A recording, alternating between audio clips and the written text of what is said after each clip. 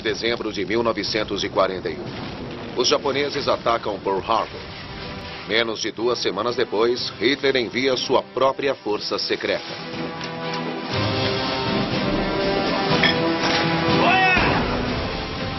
Matilhas de U-Boats.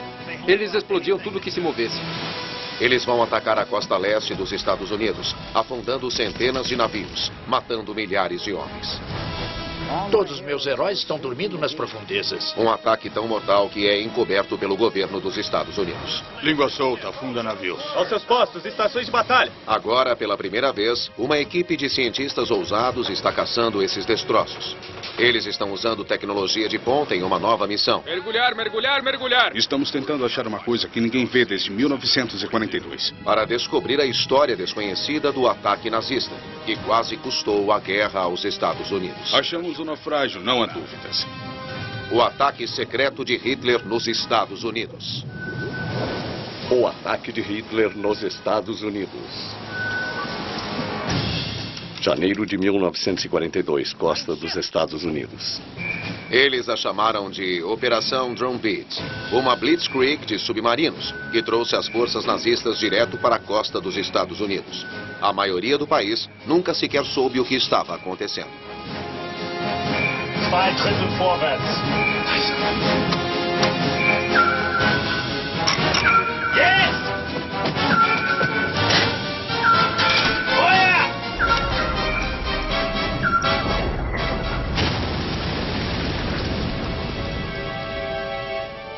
Ilha Ocracoke, Outer Banks, Carolina do Norte. Belo dia de sol. Vamos checar. 1, 2, 3. Deixa vir com o próprio peso. Tudo naquele trailer tem que ir para o barco. Ótimo. Liberado. Ao longo da costa da Carolina do Norte, uma equipe científica está em uma caça para descobrir o que realmente aconteceu. Vai. Pode vir, deixa comigo. O objetivo, achar U-Boats e seus alvos que não são vistos há décadas. Tem muita coisa.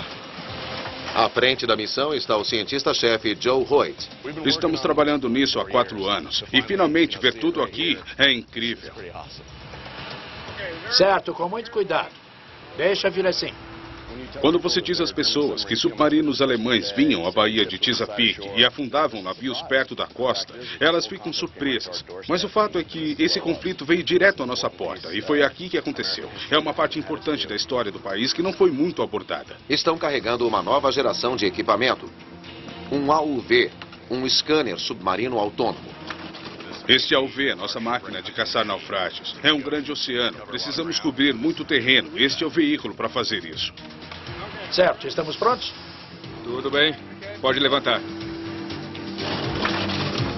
A equipe está zarpando em um navio de pesquisa, conhecido como SRVX. Tem uma corrente pela esquerda, nós vamos reto.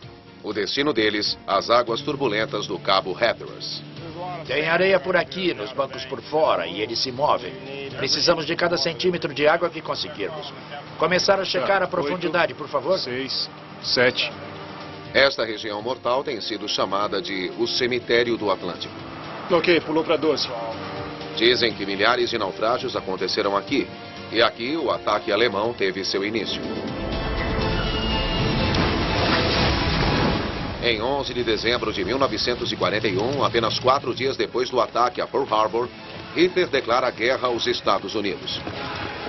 Para o país é uma ameaça distante de uma terra distante. Mas Hitler tem uma surpresa na manga. Dentro de apenas uma semana, ele ordena que seu comandante naval, o almirante Karl Dönitz, lance um ataque secreto na costa leste dos Estados Unidos. Dönitz é o maestro da frota submarina da Alemanha, os U-Boats.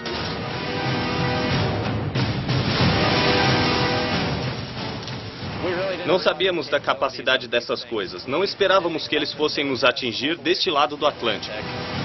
Dönitz acredita no poder de um ataque surpresa. Uma blitz relâmpago na costa dos Estados Unidos. Então, a primeira matilha de U-Boats é enviada através do oceano. Meu pai se tornou o capitão do seu próprio U-Boat muito jovem. Ele só tinha 27 anos. Você não acreditaria do que mais de 30 pessoas eram capazes de suportar numa pequena lata de metal. Não dava para imaginar. Nas primeiras semanas de 1942, os U-Boats já estão aparecendo na costa dos Estados Unidos. Eles encontraram um país incrivelmente despreparado. Um país sem ideia de que a Segunda Guerra Mundial está vindo para a costa leste. Meu pai sempre nos contava histórias sobre as primeiras impressões dele. Ele não acreditava que conseguia ver os carros passando ao longo da praia. Eles ficavam ouvindo os programas de rádio que estavam captando, porque estavam muito perto da costa. Eles ouviam o Bing Crosby e toda a música dos Estados Unidos. Cada U-Boat recebia ordens secretas, instruções descriptografadas pela famosa máquina de codificação Enigma.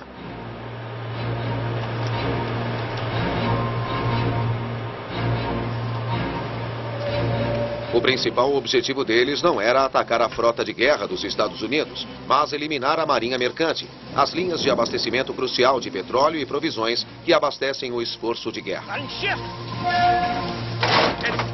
É uma tática que é tão antiga quanto a própria história. Era vital que o combustível chegasse à Europa, chegasse à Grã-Bretanha, para abastecer o esforço de guerra aliado contra os alemães. Os nazistas chamam isso de Paukenschlag, rufar dos tambores. A primeira vítima, o navio britânico Cyclops, em 11 de janeiro.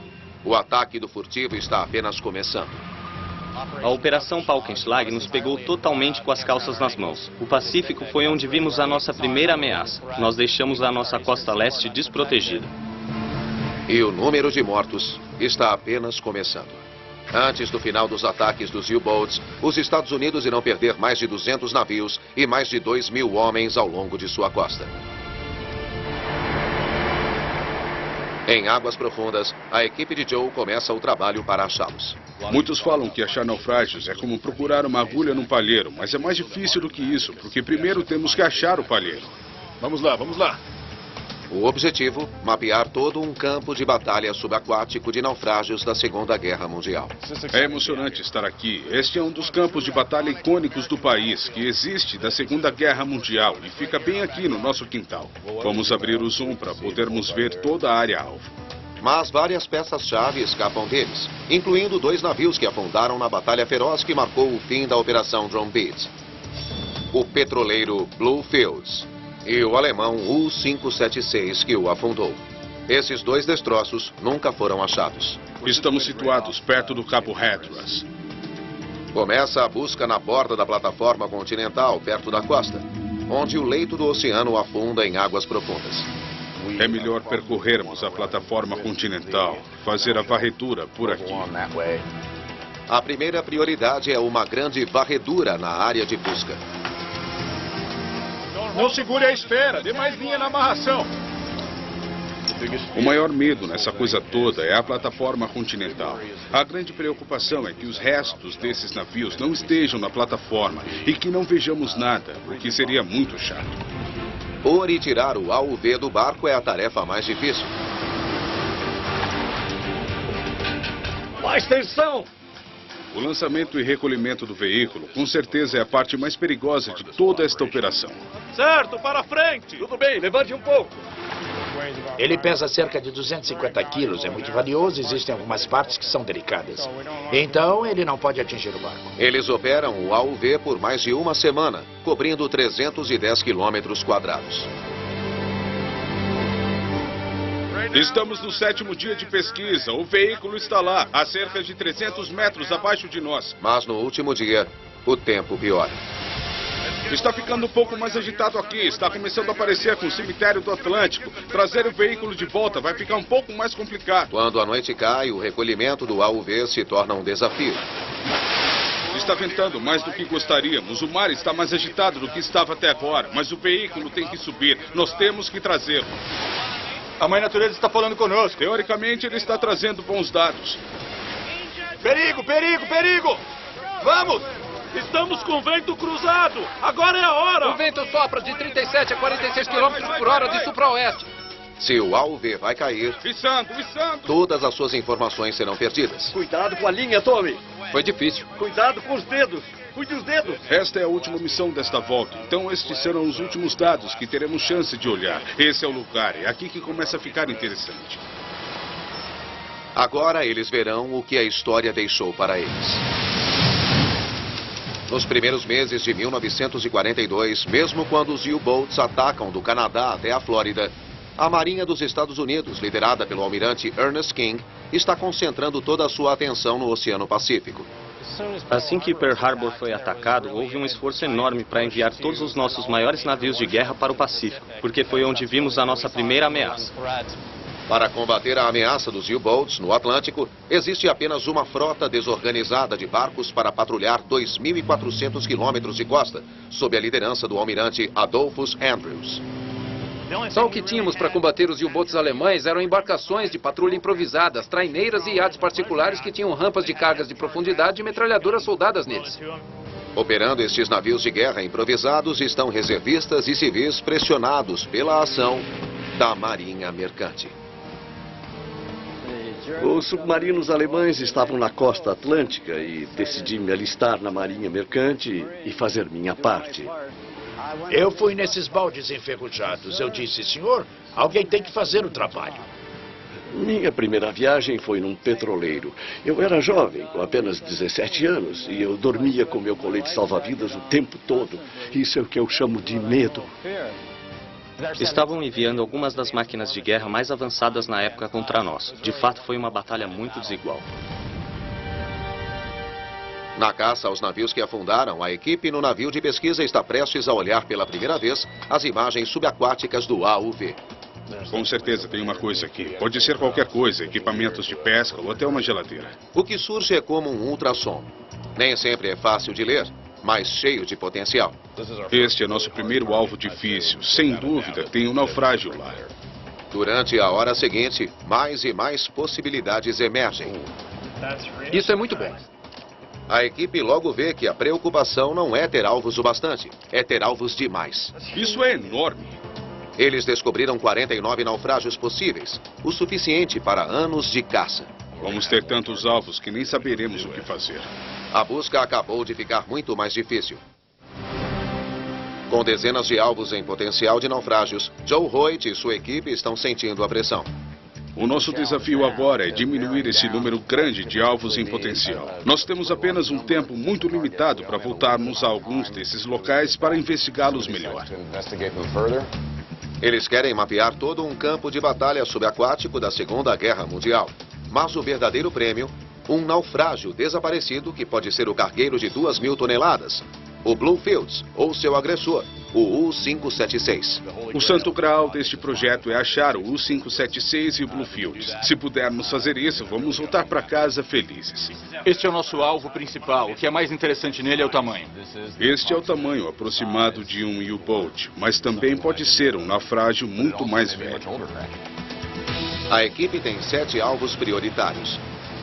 Mas não vão saber exatamente o que acharam até darem uma olhada melhor. Quando o elevar, vou colocá-lo para longe o máximo que puder. Eles trazem um caçador de submarinos novo em folha, um AUV de ponta que amplia para gerar imagens de alta resolução. É um item de tecnologia muito legal. Este veículo irá submergir e agir como um pente fino. Isso vai nos permitir compreender o que estamos vendo no fundo do mar. Desça-o rápido! Não, empurre-o, para frente!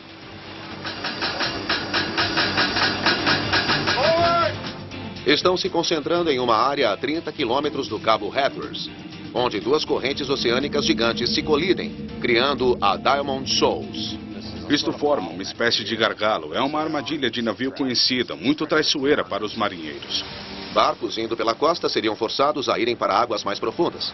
Isso representa um local ideal para os U-Boats caçarem, porque ele fornece acesso para as linhas de navegação, mas também acesso rápido a águas profundas, onde podiam se esconder. Estamos no local crítico agora. Na primavera de 1942, as táticas alemãs parecem invencíveis. Os U-Boats se moviam na cobertura da escuridão. Ao longo da costa, luzes brilhantes. Cada barco que passa é um alvo chamativo. Os alemães não podem acreditar que é tão fácil. As 2 primeiras semanas de meu pai nas águas da costa dos Estados Unidos foram muito fáceis para ele. Ele mesmo afundou cerca de 5 navios dentro dessas 2 semanas. O veterano capitão Anders Johansson, um pai de 2 filhos, esteve no mar toda a sua vida. Ele sabe que existem poucas defesas para navios mercantes como o seu Dixie Arrow, um gigante petroleiro carregando 96 mil barris de petróleo bruto vital indo do Texas para Nova Jersey. Em 26 de março de 1942, quando o Dixie Arrow se aproxima da área traiçoeira do Cabo Hatteras, o capitão Johansson sabe que seu navio é um alvo fácil. Mayday, aqui é o petroleiro Dixie Arrow. Contato com o submarino inimigo. Estamos afundando. Ponte 6C, o petroleiro Dixie Arrow emitiu um Mayday. O capitão Johansson coloca seu uniforme de gala. Ele vai afundar com o navio.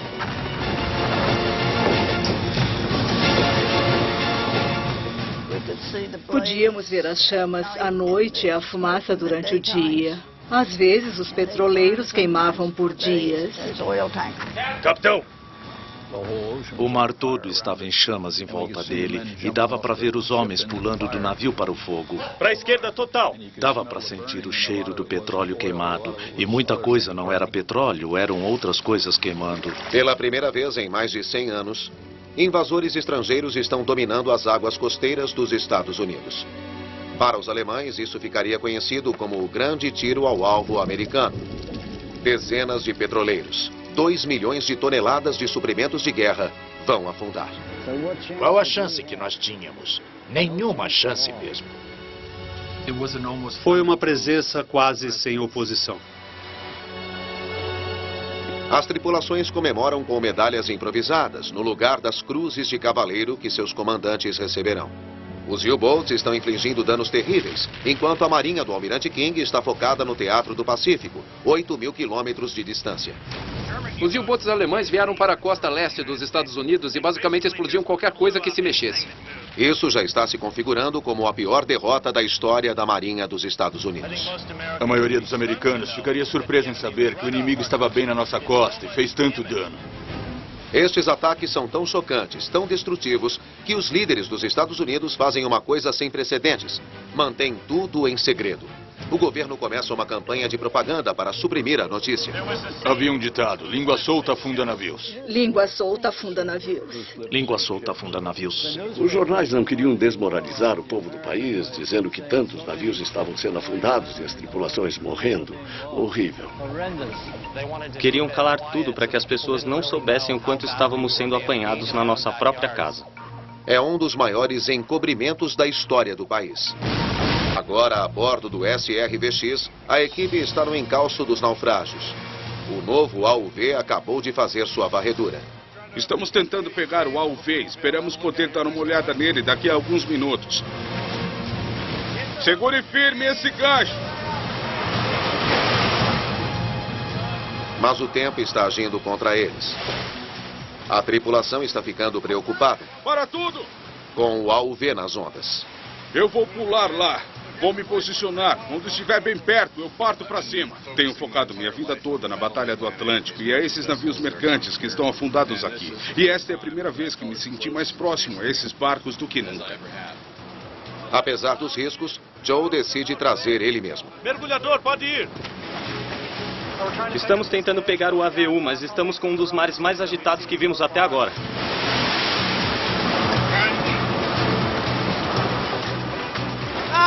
Para! Finalmente, eles põem o AUV no convés com seus dados cruciais e dentro o escaneamento do fundo do mar. É muito empolgante trazê-lo de volta, então agora estamos prontos para verificar os dados. Mas a animação está prestes a acabar. Parece que durante o recolhimento, o AUV sofreu graves danos. Ficou bem feio durante um tempo. Tem um vórtice da morte. É como chamamos, atrás do barco. A água bate muito e o recolhimento do veículo fica arriscado.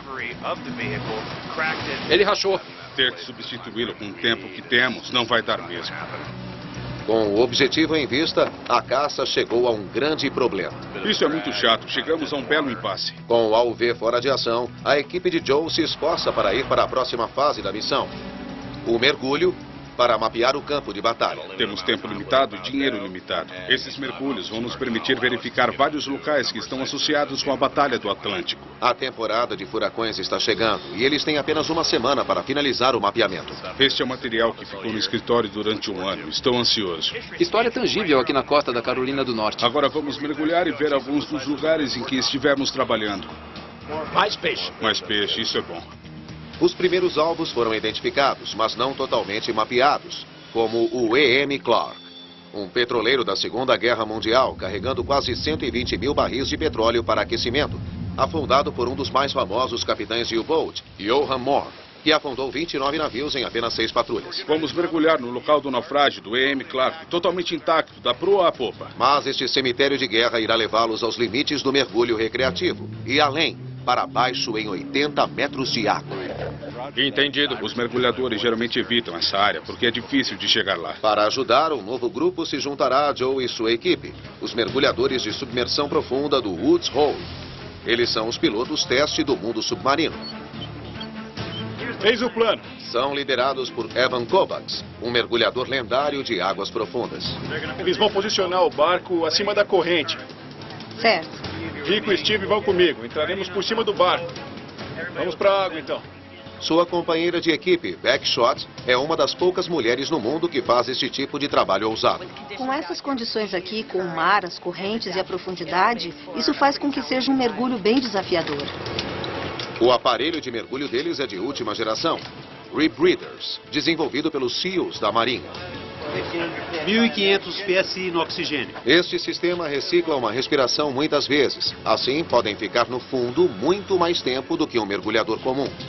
Mas se alguma coisa der errado, talvez não dê tempo para voltar à superfície. Vai ser um mergulho e tanto. Vamos nos divertir muito com isso. Mergulhar, mergulhar, mergulhar.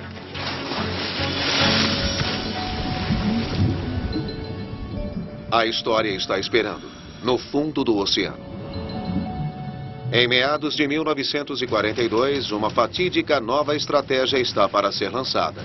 Sabotagem na nossa costa. O almirante Dennett dá ao jovem capitão Horst Degen e seu submarino, o U-701, uma missão secreta. Jogar minas alemãs na Baía de Chesapeake. É uma tarefa perigosa. Bem perto da maior base da Marinha dos Estados Unidos, na costa leste. O meu pai no U-Boat teve que achar o caminho mais perto que podia para a entrada da Baía de Chesapeake. Olha!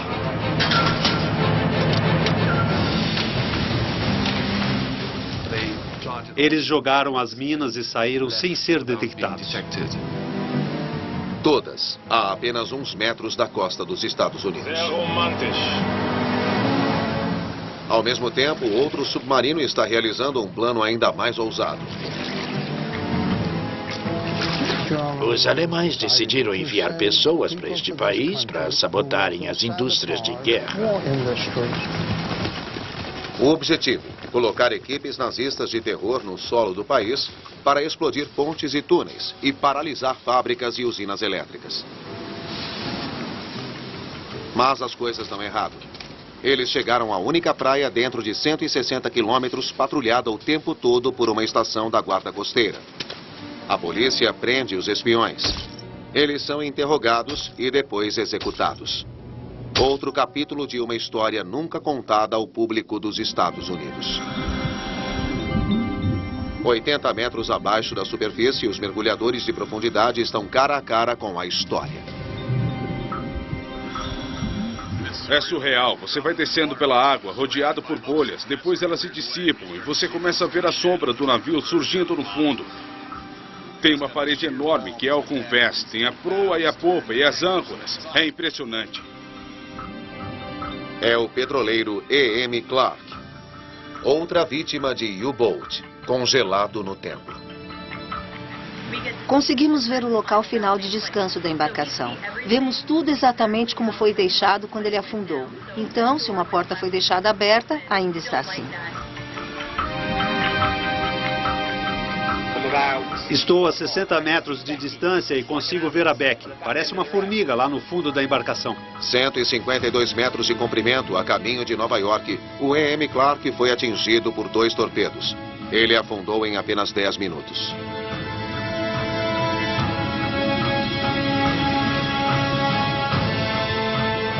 Isso dá uma ideia do poder da guerra. Só nesses 152 metros de aço retorcido aqui embaixo. De volta do convés do E.M. Clark, os 2 grupos de mergulhadores estão impressionados. Foi um mergulho deslumbrante, deslumbrante. Foi um mergulho bonito, destroços lindos. Cara, aquilo foi muito bom. Foi muito incrível mesmo. É um local impressionante. Grande mergulho. Joe e sua equipe adicionam os naufrágios aos quadros do campo de batalha subaquático. Mas com apenas alguns dias restantes... As condições estão no limite. São condições extremas. Estão correndo contra o tempo para completar a missão. O AUV ainda está fora de ação, então a equipe decide continuar a caça com um ROV, um veículo operado remotamente. Raramente temos a oportunidade de brincar com tantos brinquedos de meninos grandes. Esta será a maior quantidade de tecnologia que alguém já usou nesses naufrágios da Segunda Guerra Mundial aqui na costa. Foi na água? Isso, pode pôr. O ROV é um rover submarino com câmeras HD e 3D, todas ligadas por cabos de fibra ótica ao operador na superfície. Venha por aqui ou pode voltar. Eu tenho que levar isso e depois vamos encurtá-lo. Este sistema vai nos permitir descer em locais que não vimos antes. Esperamos poder identificá-los. Esse é o objetivo real. Eu mal posso esperar para ver o que podemos fazer. Eu vou voltar. Com o ROV preparado e pronto, a missão da equipe é redescobrir o herói de uma das grandes histórias de U-Boat da Segunda Guerra Mundial. Uma traineira de pesca designada de YP-389. Um barco de pesca lento que nem sequer tinha chuveiros decentes. Era uma traineira de pesca que foi equipada com 2 metralhadoras e um canhão no convés. E foi enviada para o mar para fazer um serviço que não foi projetada para fazer. E se depararam contra uma das maiores armas da Segunda Guerra Mundial. Cabo Hatteras, Carolina do Norte. Nas primeiras horas de 19 de junho de 1942, o YP-389 vai entrar num duelo de morte. São 2h45 da manhã e o 389 está em patrulha.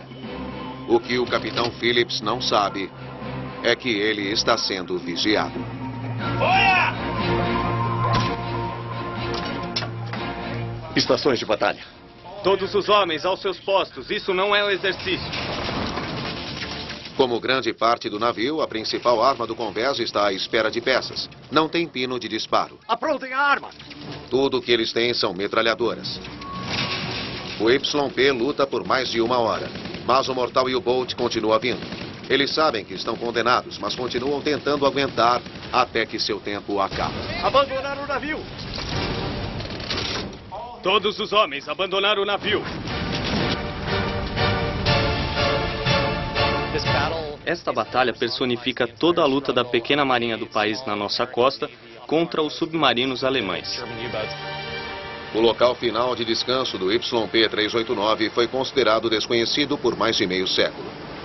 Mas agora, ligado ao convés do SRVX, um ROV está descendo quase 100 metros. Deve estar chegando ao naufrágio. É pilotado de cima. A pessoa que está operando pode ver em 3D. São os olhos dele, exatamente o que o ROV está vendo. Precisamos que fique muito mais escuro aqui, eu não consigo ver nada. Todos buscam por qualquer sinal de um naufrágio. Lá está ele. Uau! Este pode ser o YP-389, mas não podem ter a certeza até que acham as provas. Lá está ele. É ele. Olha só isso. A prova é o canhão do convés que não disparou. Isso é ótimo, isso é incrível. Olha só a popa dessa coisa. Os destroços do YP-389, a destemida traineira de pesca, está em um cemitério de guerra com 6 homens. A peça que nos permitiu identificá-lo foi um canhão. O canhão 3x23 é uma coisa que você não encontra numa traineira de pesca. Agora a equipe quer ver o YP-389 de perto. Pôr as pessoas no local será um grande passo. Estamos muito felizes de tentar fazer isso. As últimas pessoas que o viram e o tocaram foram as que estavam a bordo em 1942. Mas está a mais de 100 metros de profundidade. É uma descida técnica perigosa e apenas a equipe de Rebreather tentará ir. É um alvo muito pequeno, nós podemos não achá-lo. Os mergulhadores se dirigem para avaliar a situação. Estão transitando sobre o barco. Eu imagino que vai ser bem difícil chegar nele. Temos correntes muito fortes neste local. Também temos o furacão Emily subindo a costa. A coisa está bem feia. No horizonte, as ondas parecem imensas. Está mostrando que podemos ter de 5 a 7 km por hora de corrente. Isso é muito. Faz o mergulho ficar mais perigoso. Se tiver uma emergência, vamos ter um dia bem ruim. Estamos por conta da natureza. Acho que não vão conseguir. As imagens vão ficar horríveis. E se eles chegarem lá? Se levar 5 minutos até o fundo e 1 minuto para acharem os destroços, eles podem estar a 914 metros de distância. Então eles estão...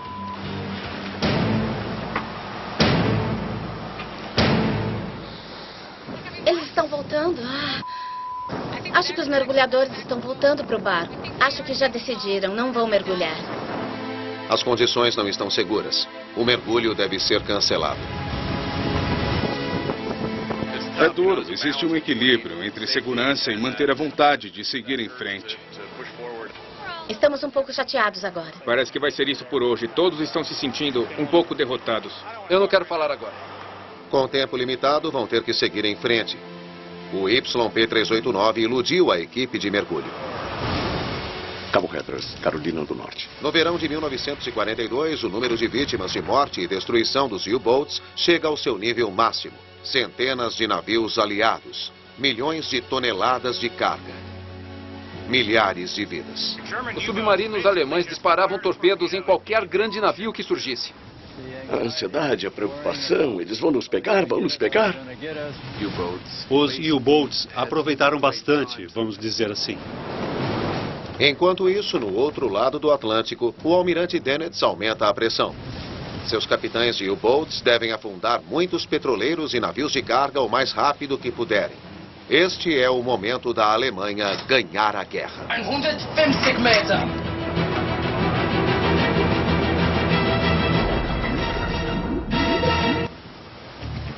Quando o tempo melhora, a equipe de Joe segue em frente, mapeando o campo de batalha subaquático. Pode pegar o meu... Os mergulhadores mudam seu foco para o que pode ser a descida mais importante da expedição. Agora só estou pensando em entrar na água. Um dos principais U-Boats da Operação Drum Pit. Eu quero chegar perto da popa. O U-701, o submarino que afundou o YP-389 e minou a Baía de Chesapeake. O U-701 tem uma das histórias mais incríveis de qualquer um desses naufrágios associados com a Batalha do Atlântico.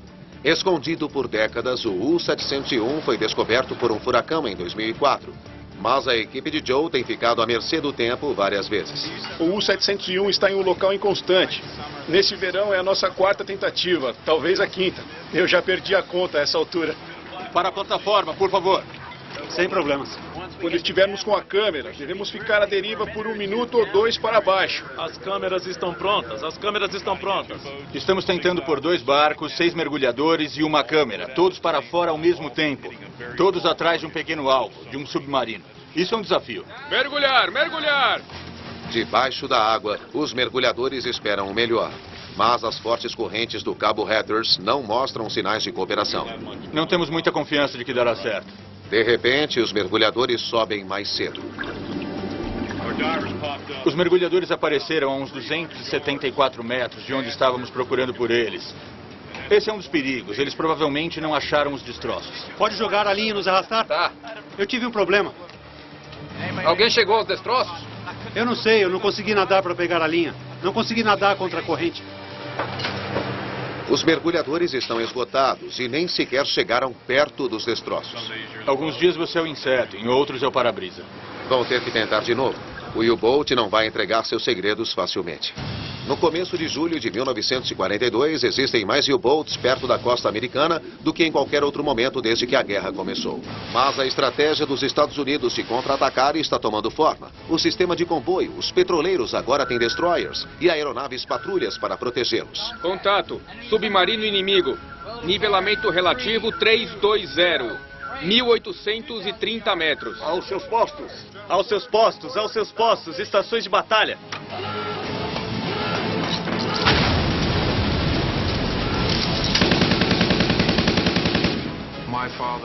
O U-boat de meu pai teve que vir à superfície e um avião bombardeio veio através das nuvens. Alvo, nivelamento relativo 270, alcance de 457 metros. Para o capitão do U-701, Horst Degen, como para muitos outros U-boats, a maré está virando. 100 meter! 100 meter! Eles fizeram um mergulho perfeito neste U-boat. Eles jogaram 3 bombas de profundidade que acertaram a torre de comando e o mandaram direto para o fundo. Eles tinham apenas segundos para decidirem o que fazer. Então ele abriu a escotilha e saíram um atrás do outro. Estavam próximos e surgiram como rolhas de champanhe na superfície. No caso do U-701, um punhado de homens incrivelmente sobreviveu. Dessas 25 pessoas que haviam saído do U-boat, apenas 7 pessoas tiveram a sorte extrema de ter sobrevivido. Com o sistema de comboio entrando em ação, tivemos a virada de mesa, de submarinos alemães atacando impiedosamente os transportes aliados, para nós impiedosamente atacando os submarinos alemães.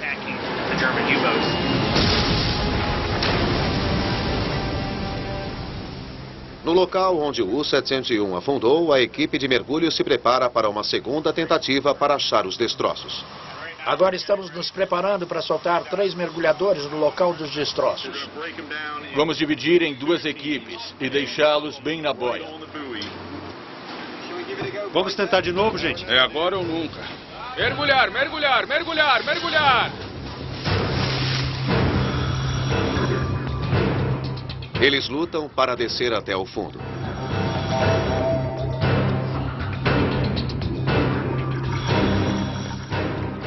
E lá no leito do mar, o terror do Atlântico, o U-701. O canhão do convés, a torre de comando e a assinatura, a popa com ponta de faca. Todas as tentativas valeram a pena. Estão frente a frente com um dos mortais lobos cinzentos de Hitler. Estes destroços já foram uma arma letal. 67 metros de comprimento. Este tipo 7C U-Boat, o carro-chefe da Kriegsmarine alemã. Armado com 14 torpedos e um canhão de convés. Este U-Boat causou estragos em navios aliados e fechou toda a baía de Chesapeake.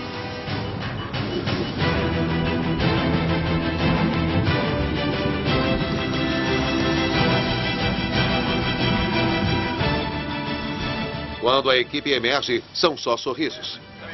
Vem aqui e me dá um abraço. Foi fantástico. Absolutamente fantástico. O que você viu lá? Eu vi um submarino. A equipe acrescenta o U-701 no seu campo de batalha subaquático. Mas um naufrágio ainda escapa deles. E é um dos principais alvos da batalha culminante da Operação Drumbeat. Com a expedição chegando ao seu final, a equipe tem uma última chance de identificar 2 naufrágios que ficaram escondidos. O do petroleiro Bluefields e o do U-576. Hoje é o grande final da nossa expedição. Ter a chance de sair e ser a primeira pessoa a ver algo que afundou há quase 70 anos é bastante impressionante. Certo? É isso aí. Deixe sair por mais 6 metros. Estamos indo tentar pôr o ROV no nosso alvo prioritário número 1. O ROV será ligado ao barco e vai transmitir imagens de volta ao SRVX. Podemos tirar essa folga do cabo ali? No laboratório do navio, Joe e a equipe de Woods Hole monitoram o progresso do ROV.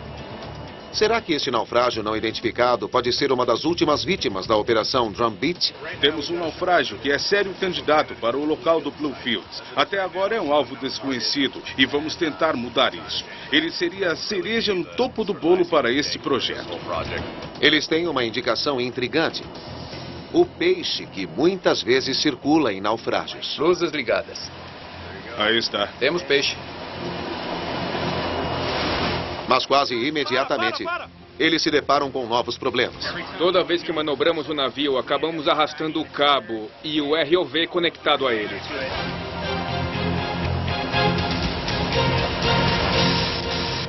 Parece que é a fibra ótica. Atingiu sério a fibra ótica, então perdemos todas as câmeras. Que chato. O que vocês acham? Eu quero dizer... Pois é. Não tem nenhum recurso a essa altura. Eles decidem trazer o ROV. É um momento doce e amargo. À beira de descobrir o que pode ser um novo naufrágio, eles chegam a um beco sem saída. Eu estou um pouco chateado agora. Você fica pensando que a última passagem do dia vai ser aquela. Sem imagens, eles não podem ter certeza. Mas no caminho de volta para a Terra, uma descoberta chocante. O que é isso? Ah, meu Deus, olha só! Para a surpresa geral, a câmera falhou, mas o sonar captou uma imagem. Isso é incrível. Esse é o primeiro dado que voltou do veículo, do nosso alvo prioritário número 1. Já dá para ver características definidas. Parece incrível. Estou muito animado com isso. Fizemos 6 passagens num quadrante de 200 metros por 200 metros. O comprimento do barco tem cerca de 70 metros, o que dá uns 230 pés, certo? O fato de estar isolado e as dimensões aproximadas indicam que é muito provável que ele tenha sido alvejado. Esperamos que seja o Bluefields. Parece fantástico. Esse é nosso primeiro alvo prioritário. É um naufrágio, não há dúvida sobre isso. É provável que seja o petroleiro Bluefields, uma das últimas vítimas do cerco de 6 meses na costa atlântica dos Estados Unidos. No final do verão de 1942, a nova estratégia de comboio dos Estados Unidos está fazendo a diferença. 5 U-boats foram afundados nos últimos 4 meses. Quando adotaram o sistema de comboio, isso foi o começo do fim para os U-boats. Quando os aliados organizaram suas defesas e formaram comboios com proteção pesada, os dias estavam contados. Os U-boats nunca mais seriam uma arma tão poderosa no Atlântico.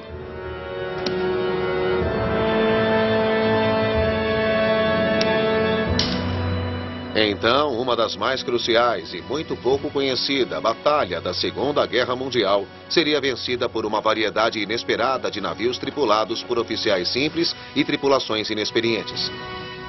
A costa atlântica seria protegida.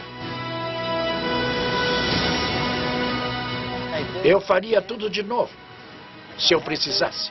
A apenas 25 quilômetros do Cabo Hatteras, Joe Hoyt e sua equipe marcam o fim de uma temporada notável de explorações, com uma homenagem para os homens da Marinha Mercante, os marinheiros, cujos locais finais de repouso estão mapeados. Os marinheiros mercantes são uma espécie de heróis desconhecidos. É uma história clássica de sacrifício e, em muitos casos, triunfo. Eles põem o SRVX em posição acima do Dixie Arrow. Eles lutaram tão duro quanto os caras nas trincheiras e em embarcações com mais armas. Sem a marinha mercante, a guerra nunca teria sido vencida pelos Estados Unidos. Perdemos muito. Nós perdemos muitas coisas. Mas quer saber? Fizemos o nosso trabalho. Eu não sou um herói, lembre-se disso. Todos os meus heróis estão dormindo nas profundezas.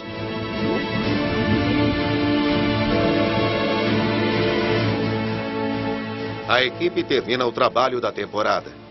Eles também obtiveram vários grandes sucessos. Nós passamos 4 anos tentando descobrir a história da Batalha do Atlântico e realmente entender o que acontecia aqui. É a primeira vez que um grupo de arqueólogos remonta um campo de batalha submerso nesta região. Este é um dos campos de batalha icônicos do país, da Segunda Guerra Mundial, e está bem aqui no nosso quintal. O campo de batalha de um cerco naval de 6 meses que quase virou a maré da guerra. Um momento em que o mundo estava em jogo, quando os Estados Unidos derrotaram o ataque secreto de Hitler.